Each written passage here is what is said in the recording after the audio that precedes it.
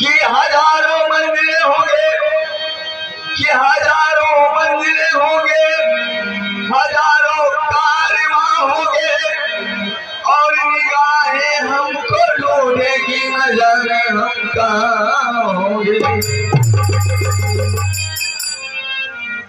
कि प्यार की चक्की चली तो एक किनारा फंस गया और हम फंसे तो क्या फंसे, सारा जमाना फंस गया। गजल की बोल है, भुलाने में जिनको जमाने लगे हैं और उनके वफा याद आने लगे हैं।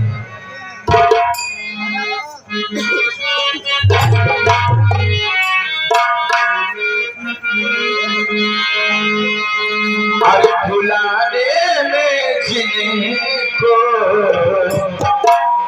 हरी भुलाने में जिनको जमाने लगे